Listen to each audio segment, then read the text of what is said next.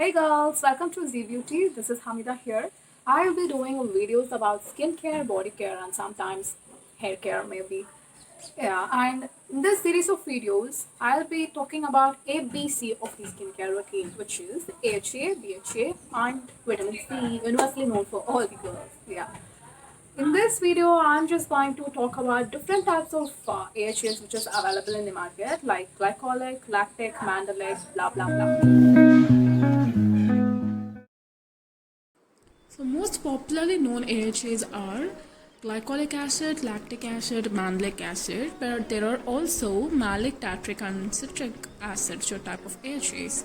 First comes the glycolic acid, which is derived from the sugarcane. Glycolic acid is actually having very smaller molecular size than any other AHA, hence it reaches and exfoliates up to the upper layer of dermis. Who can use glycolic acid? If you have already incorporated any of the AHA in your skincare routine and now you are looking for some deeper exfoliation, then you can go for glycolic acid this time. And if you are having dehydrated and oily acne prone skin, then you can definitely go for glycolic acid. Next comes the lactic acid, which is primarily derived from soy milk. But if you are looking for vegan sources, then it is also available as a derived form of fermented cereals. Lactic acid has slightly larger molecular size than glycolic acid, hence it reaches up to the upper layer of the skin. Who can use lactic acid? It is great for sensitive skin, so if you are looking for skin polishing and firming, you can definitely go for lactic acid. Also, lactic acid do wonders on whitish skinned people. Then comes the malic acid. It is one of the best vegan source of AHA as it is derived from bitter almonds. Who can use malic acid? If you're just starting the AHA in your skincare routine, then you can definitely go for malic acid as it is less harsh on your face. Next comes the most important thing. AHAs can be combined with any of the hydrating agents like hyaluronic acid, glycerin, but it should not be combined with benzoyl peroxide, retinols or retinoids, or any other AHAs.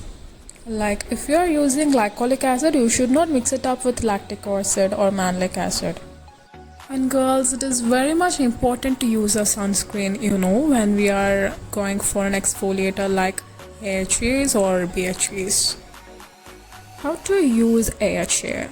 I personally recommend using it like 3 on 3 off strategy, which means use it continuously for 3 nights and rest another 3 nights just by using hydrating products like hyaluronic acid or glycerin, etc. You'll be starting a routine with a cleansing, toning, and then AHA serums followed up with a moisturizer.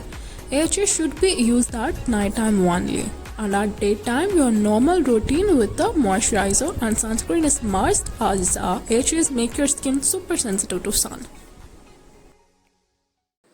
And finally, I'm adding some product recommendations for you. I have seen some great reviews for these products. I'll also give a detailed review of each and every product I listed below in my upcoming videos. I hope you enjoyed this video.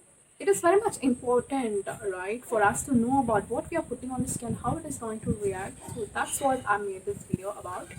And in my further videos, I'll be uploading the BHAs and vitamin C, everything. And I'll also try to include my skincare routine videos in this channel. Please try to give a thumbs up if you like this video. Thank you. Bye-bye.